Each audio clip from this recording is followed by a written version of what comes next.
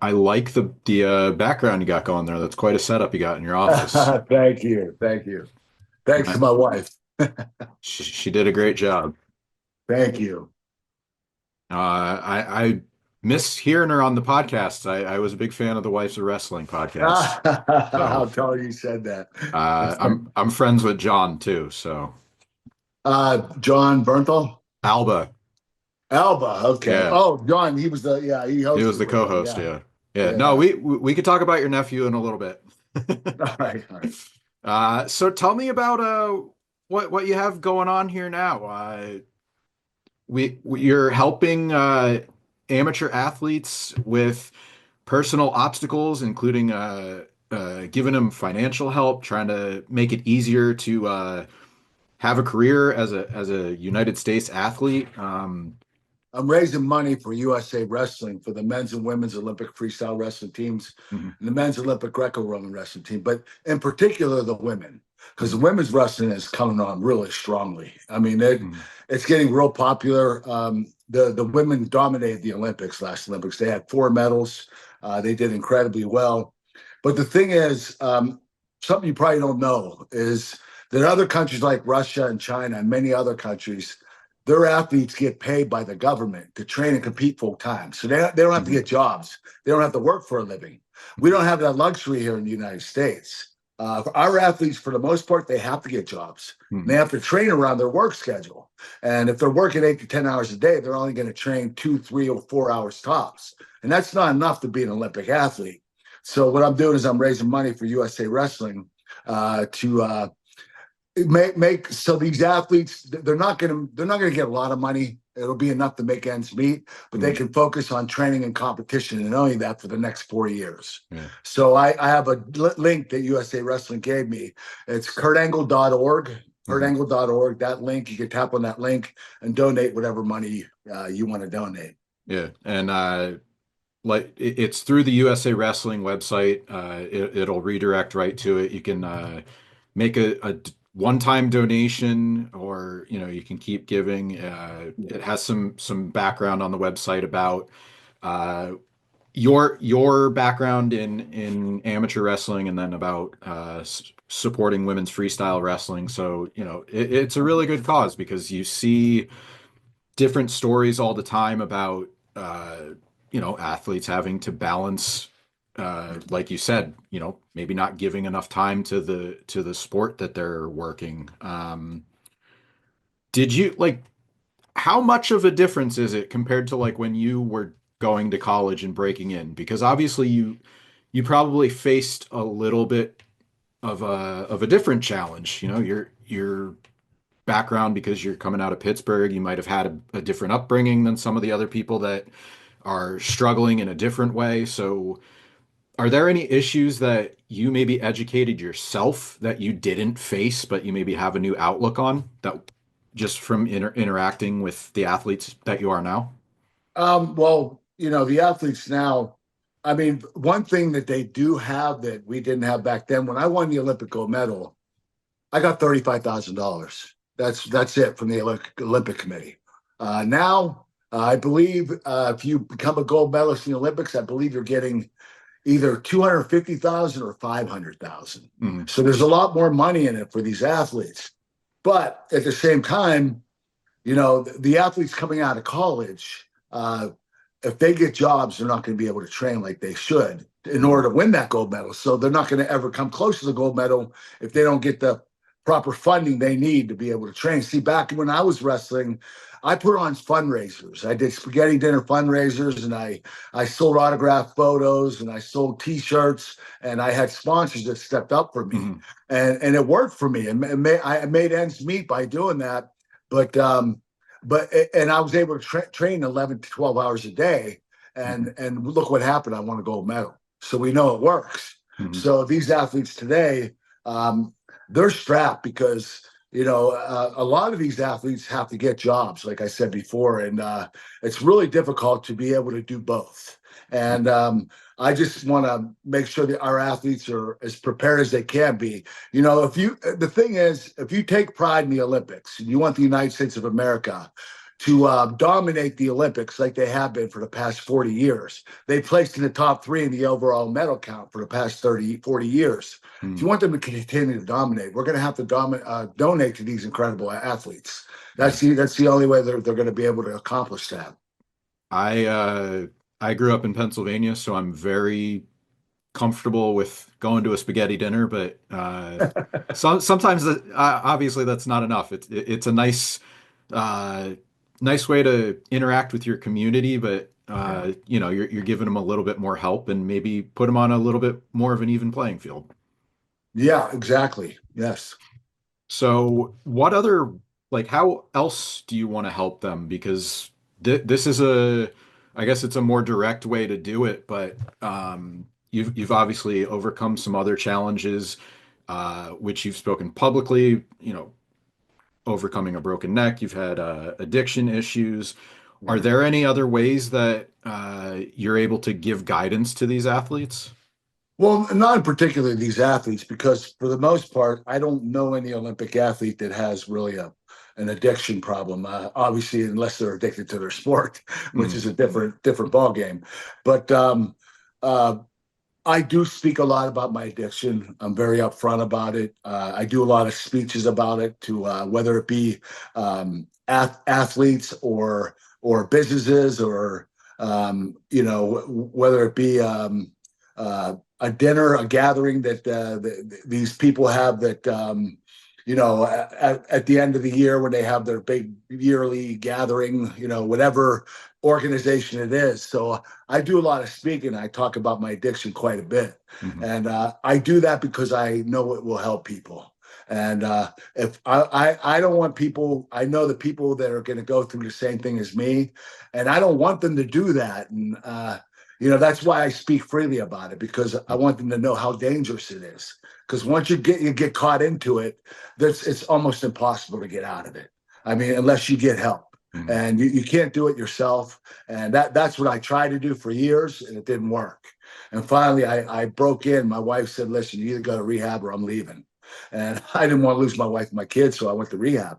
Mhm. And it was the best decision I ever made. I've been clean and sober for 14 years now.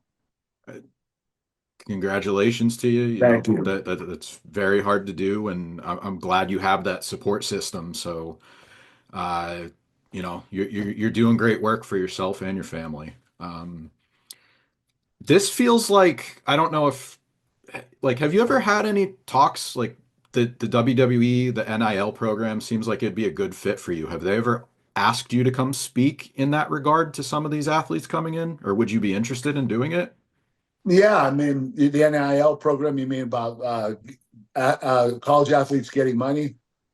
I Well, don't know how WWE WWE. has one too. They call it next in line, but maybe Okay. not just for pro wrestling, but it feels like, you have a lot of experience and accolades in amateur and professional wrestling. So I feel like maybe you'd have a lot of good insight for both sides of that. Yeah, but you know what? I never got the opportunity to make money from college, Hmm. which kind of sucks. For me anyway. But for these athletes today, I'm just happy that they're able to get paid what they deserve. Because when you sign with a college and you sign your name away, you're indebted to that college, Hmm. and that means your likeness and your name go to that college. And for so many years, the college had dominance over the athletes, and they were making money from them, and the athletes weren't getting anything, and it was illegal to pay your athletes. So I'm just glad that they came around and realized that Hmm. these athletes are worth something, if not quite a bit. And I'm really happy that I know my daughter Nicoletta, who's a wrestler. She's a 7-year-old, 8-year-old wrestler. Hmm. She's going to have a big future in wrestling. It makes me uh, feel at ease that I know that she might end up getting paid to wrestle in college. It Hmm. depends on how good she becomes, but I think she's going to be really good.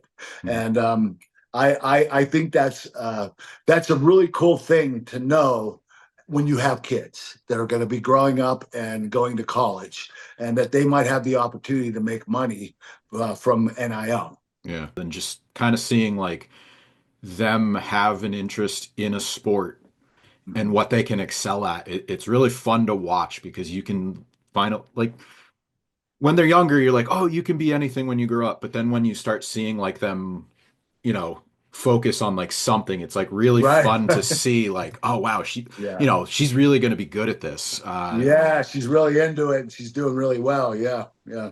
What's the best part about being a girl dad? If I have to Um, put you on the spot. you know what? My three youngest daughters are my girls. I mean, Juliana's 13, Nicoletta is 8, and Sophia's 11. Um, it's quite a challenge. I have four girls and two boys. Mhm. One boy is from my previous marriage, and my other boy is adopted. We got him 5 years ago from Bulgaria. So and my other son has autism, the one that's from my first marriage. So I I I'm able to, I guess relate to them a little better because they're Mhm. boys. But my youngest Nicoletta, she's kind of a boy inside. She's definitely has a lot of boyisms to her, definitely. Mhm. So her and I are pretty cool together. I mean, we both like to do masculine things, and watch certain. We like to watch the boys wrestle instead of the girls. That Mhm. that kind of stuff. So, but I love being a girl dad. We just took our three daughters to Disney this past week, Mhm. and it's great to see their eyes just light up when they go there. And it's like, these are my three little princesses, and I just love them very much. Yeah. I'm supposed to go there in February, and like from now until then, I'm gonna stress out about how's it gonna work.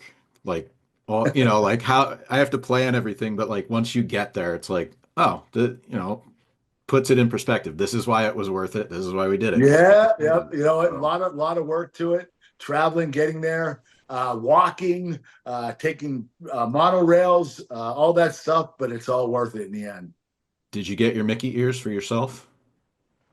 No, but my daughter made me wear them around the park. That Hers. if you want to go viral again, you should take a picture with those on. I have a feeling people would appreciate that. uh, maybe I will. So I had to ask. This is timely. I don't know how much you've been following it, but Baron Corbin was one of the guys released from WWE last week. Obviously, you guys have a connection because of what he meant to the final run of your WWE career. Right. Just wanted to get your thoughts if there was anything, I guess, that you haven't said about him already. You've been pretty Um, gracious about. Baron, I think he's underrated. I think it kind of sucks that they started utilizing him the way they should have. They had him Mhm. beat me, which I was okay with. It was my last match, and obviously you're gonna lose with your last match when you retire. But Baron, after that, he ended up winning King of the Ring, and then nothing else happened with him. Mhm. Um, it's a little disappointing to know that he beat a legend at WrestleMania, the legend's last match, and they didn't really do much with him after that. For me, it makes me feel like I did that for nothing. And so it's not like a screw you angle, but it kind of is, Mhm. because I thought they were going to run with the kid. I thought they were going to make him one of the top tier guys, and he was on his way. And I do believe they changed his character a couple times. I think he was Happy Corbin or something like that, and then something else. But I don't know if they just found anything that really stuck, and maybe that's why they let him go, because they couldn't find a character. But Mhm. Baron has a great personality. It's not Mhm. like he didn't need a character; he could be him, and he was entertaining as it is. So I was just a little disappointed that they didn't do much with him, and then they let him go. Yeah, and I've gotten a chance to speak with him a couple times, and I've always said like he's a great ambassador for WWE. Like that's the most surprising thing. Like even if he's not going to be like in a top storyline or you're not going to put a title on him, like at least put him on TV. At least let him do media. Like he's a good representative for the company. So I He feel is. like you're He's losing very well that. spoken. He's very intelligent, definitely, and he's an incredible athlete. So I'm just surprised. You're right. They could have used him as an ambassador, just like they have Titus. Yes, yes. So I think that they could have done the same thing with Barron. I think they could have Mhm. utilized him properly. Yes. I said at the top of the call, we could talk about the other Jon Bernthal. I think it's Yeah. funny that people are still kind of shocked to find out that he's your nephew-in-law. Like, Yeah. there was something that came out. I think you were on his podcast, or there was a Yeah. video with you guys not too long ago, and most of the replies were, "Wait, they're relate." Like, it. Yeah. Do you still find humor in that? Because I mean, it's Yeah. I it's mean, it's like USA Kurt Angle and The Punisher. yeah. You know what, John? I do have to say he's one of the most talented actors in Hollywood today. Um, he's done incredibly well, and him and my niece Erin, they got married probably maybe 10, 11 years ago, Hmm. and John was a struggling actor. Um, he comes from a good family, though. And you know he was going all over the place. He was going to Russia for theater. He was Hmm. playing semi-pro baseball over there. uh, he was going to Boston for theater, LA theater, Seattle, just everywhere. And when he decided to move to LA and start working on his acting career, um, he broke in really quickly. And it was like, wow, this kid is so talented. And yeah, so we get along really well. And actually, I don't know if you know this, but I have a movie about my life story coming out, and John is helping me out with it a little bit. Hmm. So I mean, he got me the directors, Ian and Eshon Nelms, um, and these directors are incredibly talented. They were actually amateur wrestlers, so they Hmm. understand my sport. And they directed movies like Fat Man, starring Mel Gibson, and Red Right Hand, starring Orlando Bloom. They've done a lot of incredible films. And my movie is going to be about a kid from the streets of Pittsburgh that overcomes adversities, including a broken neck, and he ends up winning an Olympic gold medal. It's only about my Olympic history. It's my Hmm. Olympic story. So it's going to have like a Rocky type of feel to it, with a touch of the fighter and Iron Claw. But Hmm. my directors are so talented. So I'm going to be on for the first time. I'm going to be on the opposite side of the camera, Hmm. and I'm going to be watching these guys do their magic. And I can't wait to bring this to the world. I Yeah. think it's going to be a great story. And what the idea is to have two different movies, which is kind of ironic. The first one's about my Olympic story. Second one's about my professional wrestling career. Hmm. So we're doing the first one first, seeing how that pans out, and then we're going to do the other one. There was just too much content to put both of them together, and just way too much. So we decided to separate the two and do the first movie first and the second movie in the future. Yeah, I actually just read about that. I think it was WFAN you did the interview. So Yes, yes, I did. Yes. shared some details on there. I think got a little bit more here, but it's nice to see you back on screen. We'll wait and see when that comes out. Do you have any information about how far along it is or Well, we when? we have the script almost written. Next are the investors, which we should get fairly easily. Mhm. Um, then we're going to do the cast. We'll probably start picking the cast in the next 2 or 3 months. So I'm really excited about that. I have a few people in mind. I'm not going to tell you. I'm not going to ruin the surprise yet. But we have a lot of people that we want to cast for my family members and also myself, and hopefully there are going to be a lot of big names that we're going for. So it should be really cool, really fun. I look forward to hearing more about it and checking it out when it's out. I'll close on this. There's a lot that comes up when you think about your career. Going, WWE, broken freaking neck, Mhm. TNA, multi-time world champion. There's tons of stuff. I'm sure that people, it's like the milk truck comes up very early on when they meet you. Is there something that you feel is underappreciated, or maybe you just want to talk about more? Something that you think deserves a little bit more in the You know what? conversation? I always get, Kurt Angle would have been the best of all time if he would have stuck in the WWE and wrestled there for 20 years. That may be true, but what's the difference? I wrestled in TNA for 11 of my 20 years, and I think that should be added on. I had a better career in TNA. I was wrestling guys like AJ Styles and Samoa Joe and Sting. Um, and I had a lot better career in TNA because I came into my own. Hmm. When you're a professional wrestler, it takes you about 6 7 years to really master your craft. And that's when I left WWE after 6 years.